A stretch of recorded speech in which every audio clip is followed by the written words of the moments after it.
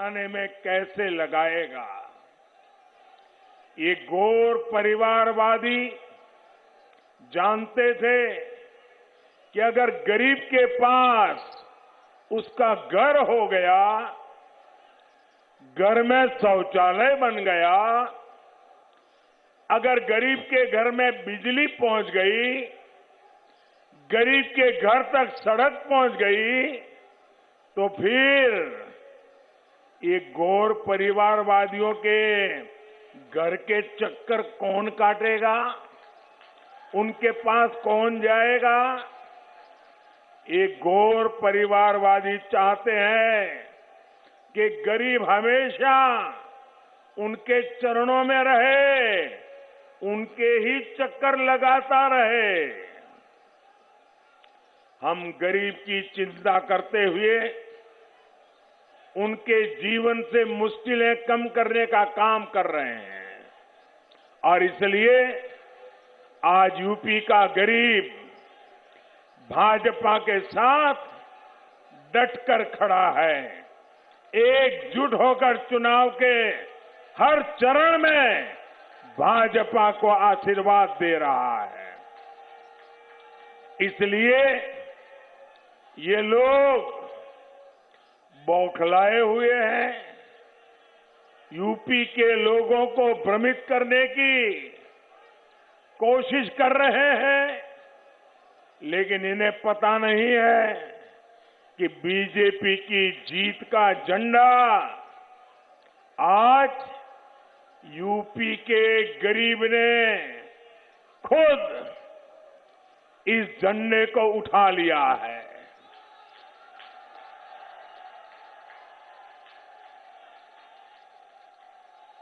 जिन 15 करोड़ लोगों को आज कोरोना के इस कठिन कालखंड में मुफ्त राशन मिल रहा है, वो आज भारतीय जनता पार्टी के विजय के लिए जी जान से जुटा हुआ है। जिन गरीबों को, मध्यम वर्ग को, बुजुर्गों को इस कोरोना काल में 28 करोड़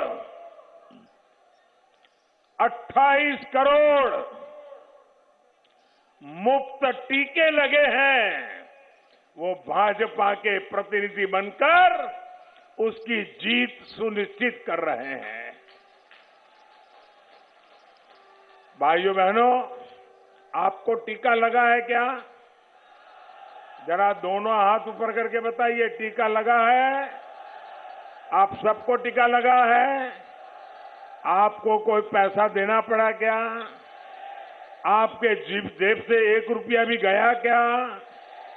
अब मुझे बताइए, 28 करोड़ लोगों के जिंदगी में इतना बड़ा सुरक्षा कवच दिया, तो वो मोदी को आशीर्वाद देगा कि नहीं देगा? भरपूर आशीर्वाद देगा कि नहीं देगा? तकलीफ उनको इसी बात की है। यही कोरोना वैक्सीन है जिनके कारण आज हमारे युवा स्कूल कॉलेज जा पा रहे हैं, व्यापार कारोबार चल पड़ा है और इसलिए यूपी कह रहा है, आएगी तो भाजपा ही, आएगी तो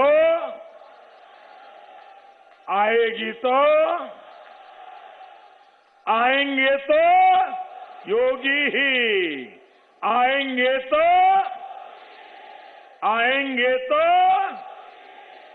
भाइयों और बहनों, यूपी का सामर्थ्य बढ़ाने में यहां की 10 करोड़ से अधिक हमारी बहनों बेटियों की बहुत बड़ी भूमिका है।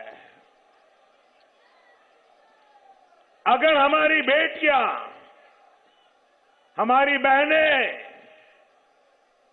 जकड़ करके रहेगी, बंधन में रहेगी, उनका जीवन अगर मुसीबतों से भरा रहेगा, तो यूपी तेज विकास की गति प्राप्त नहीं कर सकता।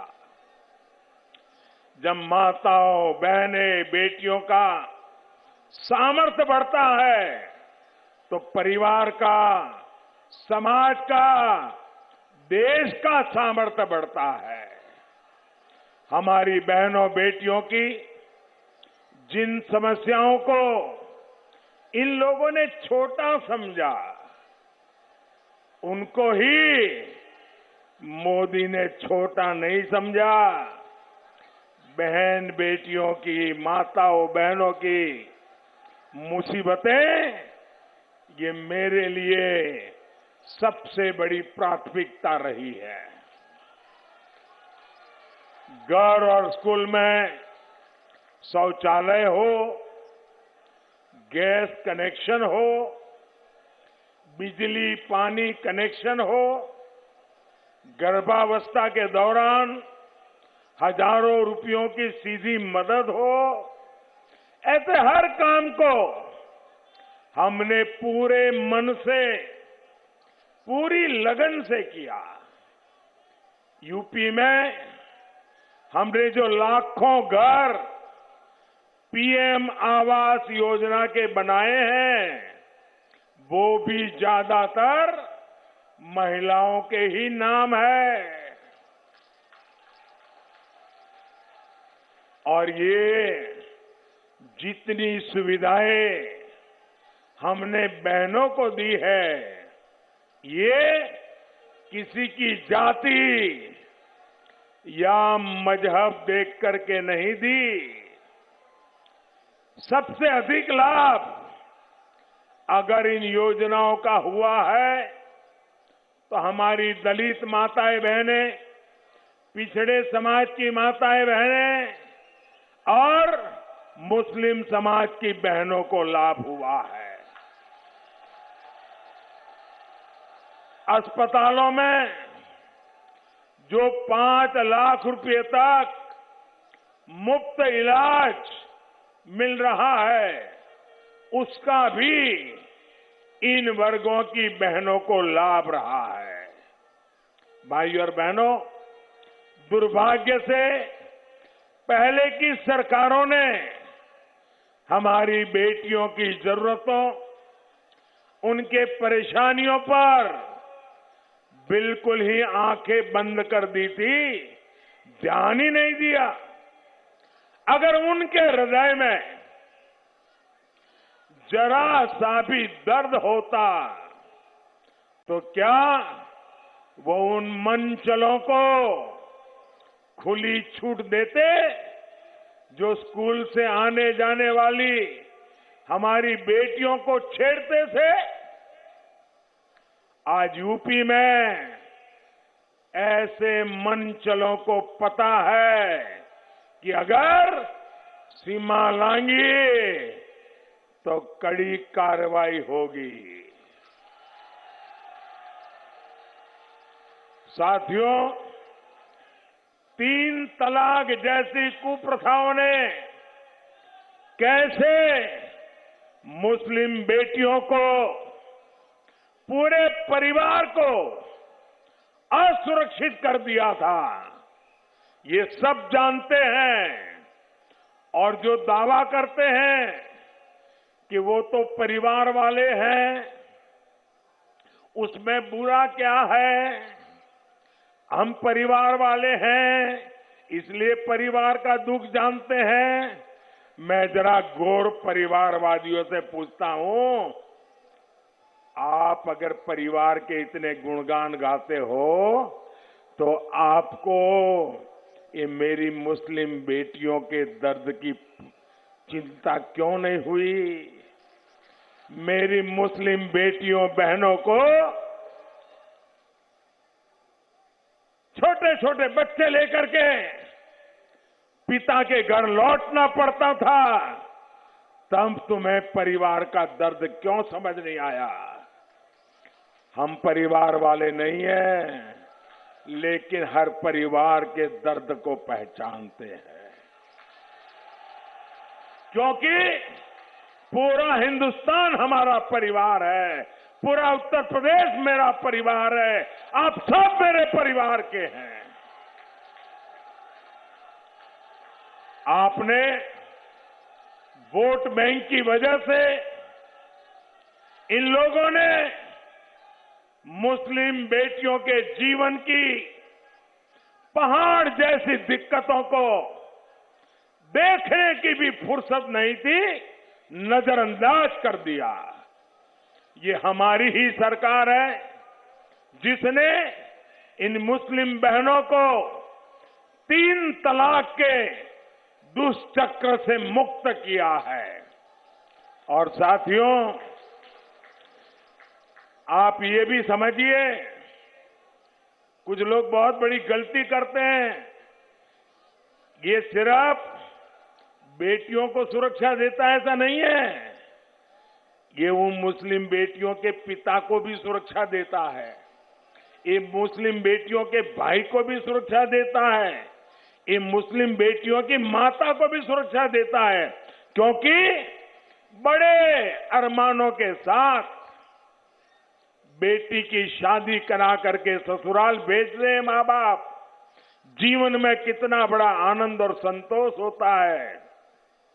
लेकिन वही बेटी 5-10 साल के बाद 3 तलाक, 3 तलाक, 3 तलाक सुन के जब घर लौट आती है, आप कल्पना कर सकते हैं उस बेटी के बाप पर कितनी बीतती होगी, उस बेटी के मां पर कितनी बीतती होगी, उस बेटी के भाई को कितना दर्द होता होगा। तुम परिवार वाले हो, अरे तुम्हें तो इस दर्द का पता चलना चाहिए था, तुम्हें नहीं चला, क्योंकि तुम्हें सिर्फ बैलेट बॉक्स ही दिखता है, तुम्हें किसी की जिंदगी नहीं दिखती है। हमारी बेटियों की सुरक्षा और सम्मान बढ़े, ये डबल इंजन की सरकार की हमेशा प्राथमिकता रही है। इसलिए 2014 में जब आपने हमें अवसर दिया तो हमने इसके लिए ईमानदारी से काम किया। भाजपा सरकार ने तय किया कि सभी राज्यों में महिलाओं की सुनवाई के लिए 1 स्टॉप सेंटर, थानों में महिला हेल्प डेस्क और विशेष फास्ट ट्रैक कोर्ट्स बने। आपको हैरानी होगी, 6-7 साल पहले हमारे देश में महिला पुलिस कर्मियों की संख्या सिर्फ 1,10,000 थी। मैं पूरे देश की बात बताता हूं। अब महिला पुलिस कर्मियों की संख्या सिर्फ 5-7 साल में 2.25 लाख के भी ऊपर पहुंच चुकी है। भाइयों बहनों, यूपी में इतने दशकों तक कांग्रेस, सपा, बसपा की सरकारें रही, लेकिन योगी जी के आने के पहले उत्तर प्रदेश में करीब 11,000 महिला पुलिसकर्मी थी। 11,000। 7 दशक के बाद कहां पहुंचे? 11,000।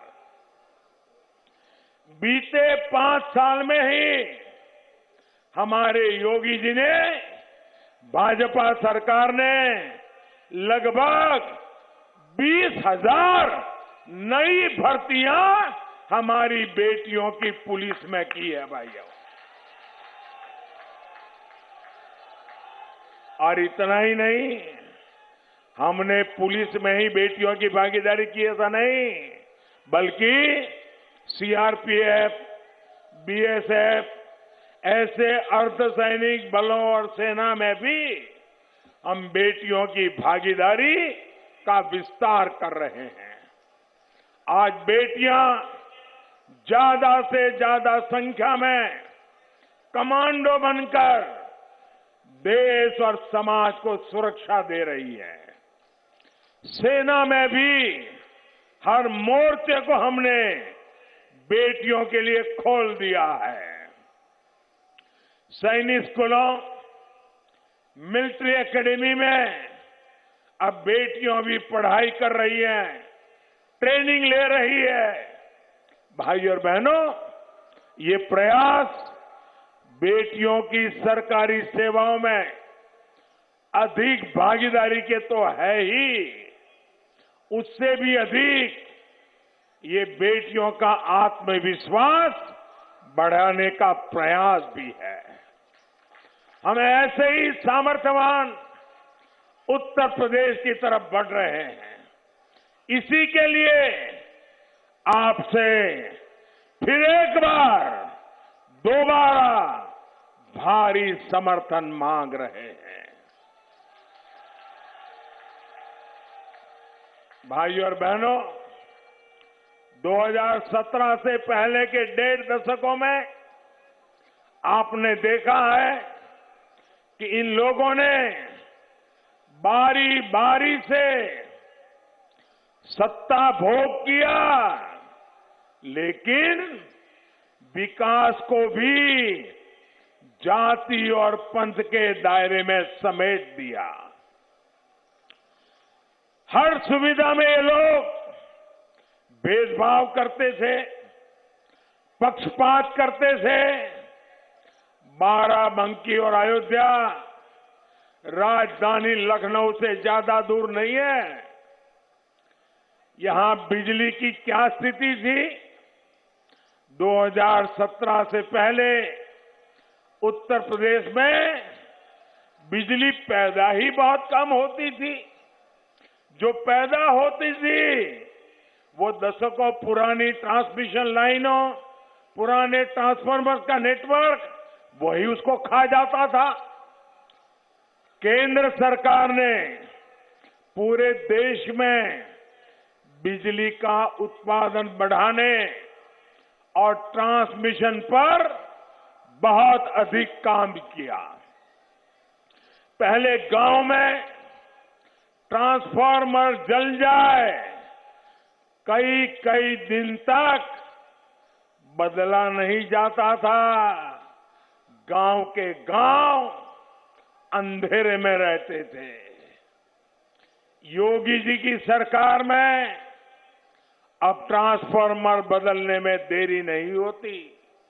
जल्द से जल्द बिजली लाने का प्रयास होता है।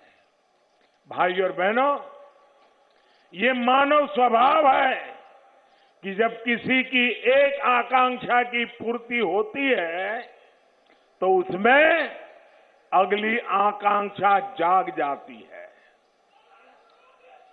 जैसे किसी को सामान्य सा मोबाइल मिल जाए तो फिर उसका मन करता है कि कुछ दिन बाद वो और अच्छा स्मार्टफोन खरीद पाए। इसी प्रकार जब विकास भी नई आकांक्षाओं को जन्म देता है।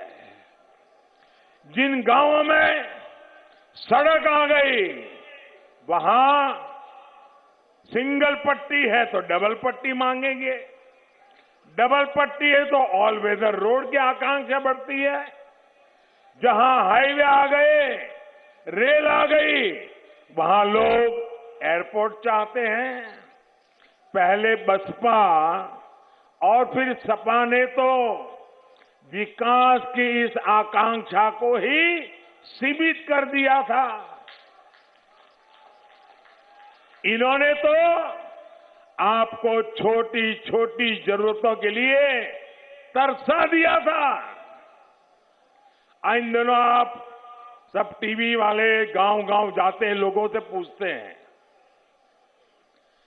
और जब लोग कहते हैं कि ये मिला है, ये मिला है, ये मिला है, तो जो टीवी वाला है ना जरा खड़ोता है, नहीं नहीं लेकिन उसका क्या, उसका क्या। तो फिर नागरिक बोलता है हाँ ये होना चाहिए, वो होना चाहिए। तो फिर टीवी वाले अगर जिसको पिछले 20 साल से मेरे जैसे लोग पसंद नहीं है, वो उसका अर्थ निकालते हैं, देखो लोगों को कुछ मिला नहीं है। लेकिन मैं उसमें से दूसरा अर्थ निकालता हूं। मैं देखता हूं कि मैंने आज देश में एक वातावरण पैदा किया है, जिस वातावरण से लोगों की चाह बढ़ी है। उनको लगता है इतना तो हुआ और अधिक होना चाहिए, इतना तो हुआ और अधिक होना चाहिए। और लोग पहले तो कहते ही नहीं थे, पहले तो ये कहते थे भाई क्या करें, हम तो गरीब के घर में पैदा हुए, ये इलाका ही ऐसा है, लोग ये चलो भाई भगवान ने जन्म दिया गुजारा कर लेंगे। आज ऐसा नहीं कह रहे हैं। मुझे गर्व है, मेरे देशवासी कह रहे हैं हमें ये चाहिए, हमें वो चाहिए, क्योंकि उनको मोदी पे भरोसा है।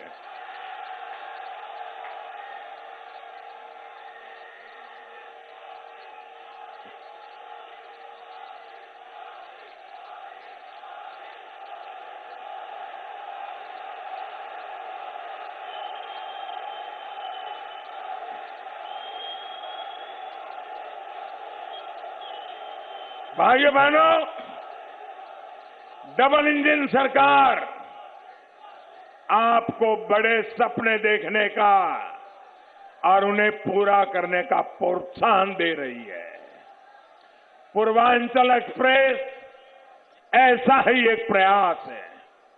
ये एक्सप्रेस वे इस पूरे क्षेत्र में रोजगार, व्यापार, कारोबार को गति देने वाला है। इसके इर्द गिर्द लगने वाली फैक्ट्रियां आने वाले सालों में इस क्षेत्र की तस्वीर बदलने वाले हैं। अयोध्या में हो रहा एयरपोर्ट का विस्तार इस क्षेत्र की कनेक्टिविटी को और सशक्त करने वाला है। इससे देश और दुनिया के पर्यटकों के लिए, श्रद्धालुओं के लिए आवाजाही बहुत आसान हो जाएगी। 21वीं सदी में अयोध्या का विकास सिर्फ अयोध्या तक सीमित नहीं रहेगा, बल्कि इस पूरे अवध क्षेत्र से पर्यटन और तीर्थाटन की संभावनाओं को विस्तार देगा। भाइयों और बहनों, हमारी सरकार छोटे किसानों की जरूरतों, उनकी आवश्यकताओं को ध्यान में रखते हुए भी काम कर रही है। हमारे एक किसान साथी फल, सब्जी उगाते हैं, पशुपालन का काम करते हैं। पीएम किसान सम्मान निधि से ऐसे करोड़ों छोटे किसानों की मदद हो रही है। भाइयों बहनों, हम सत्ता में आए उसके पहले, आपने मुझे सेवा करने का मौका दिया उसके पहले, क्या कभी भी आपके कानों पे किसी पॉलिटिकल पार्टी, किसी पॉलिटिकल लीडर के मुंह से छोटे किसान इस शब्द भी सुना था क्या? सुना था क्या? इस देश में 80-90% छोटे किसान हैं, लेकिन देश के राजनेताओं को, देश की सरकारों को छोटे किसानों की परवाह नहीं थी। भाइयों, जिसके पास 1 हेक्टेयर से भी ज्यादा जमीन नहीं है, छोटा सा जमीन का टुकड़ा है, वो भी परिवार बढ़ता है तो बढ़ जाता है। उन छोटे किसानों की चिंता इस देश में एक भी सरकार ने नहीं की थी। पहली बार आज मैं छोटे किसानों के लिए लड़ रहा हूं। भाइयों बहनों, बाराबंकी के ऐसे ही 5 लाख से अधिक किसानों को, छोटे किसानों को हमने जो योजनाएं दी है उसका लाभ मिल रहा है। और आप अंदाजा लगाइए, सिर्फ बाराबंकी में ही हमने कितने रुपए किसानों के बैंक खातों में ट्रांसफर किए हैं। मैं सिर्फ बाराबंकी का बताता हूं, और सीधे उनके बैंक खाते में गए। कोई बिचौलिया नहीं, कोई कटमनी नहीं, कोई मेरा तेरा नहीं, किसान मतलब किसान।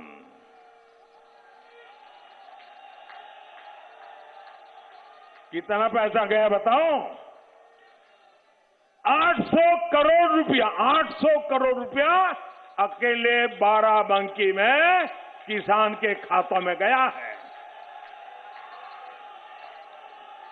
अगर मैं बाराबंकी के लिए 800 नहीं 200 करोड़ की भी योजना जाहिर करता ना, तो अखबार वाले, टीवी वाले हेडलाइन बना देते, बाराबंकी के लिए 200 करोड़। 800 करोड़ दे चुका हूं भाइयों, 800 करोड़ दे चुका।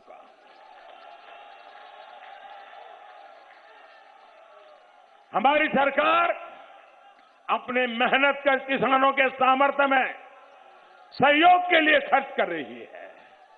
साथियों, भाजपा सरकार की कार्य संस्कृति है कि हम समस्याओं के स्थायी समाधान पर बल देते हैं।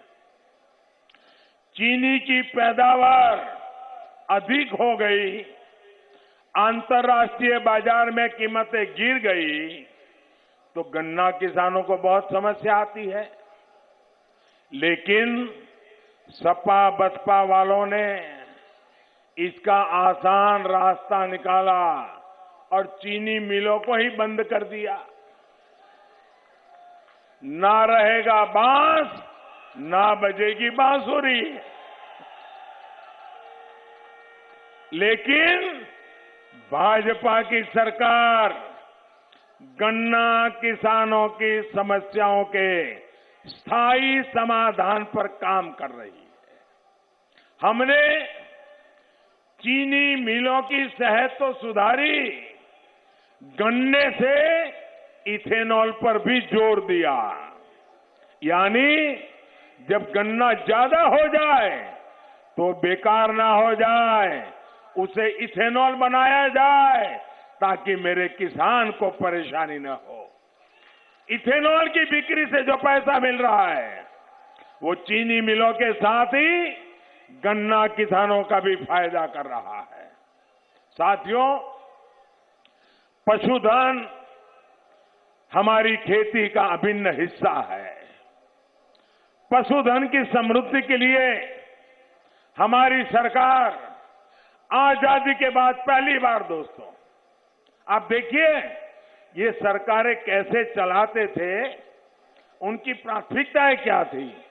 आजादी के बाद पहली बार 13,000 करोड़ रुपए की लागत से हमने पशुओं के टीकाकरण का अभियान चला रखा है।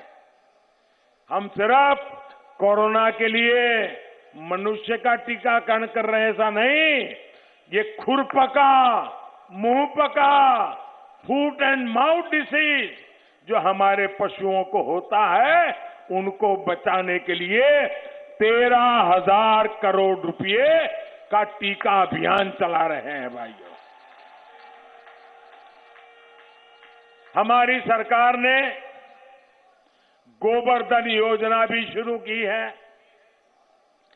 पशुओं के गोबर से बायोगैस बनाने के लिए यूपी में अनेकों प्लांट का निर्माण हो रहा है। इस गोबर से भी किसानों की कमाई होगी और साथ ही उन्हें जैविक खाद भी मिलेगी। खेती का खर्चा कम होगा। भाइयों बहनों, डबल इंजन का काम तेजी से जारी रहे, ये यूपी के विकास के लिए आवश्यक है। इसलिए आपसे मैं आग्रह करने आया हूं, भारी बहुमत से योगी जी को फिर से लाना है। Presenting B News app, available on Google Play and App Store. Download it now.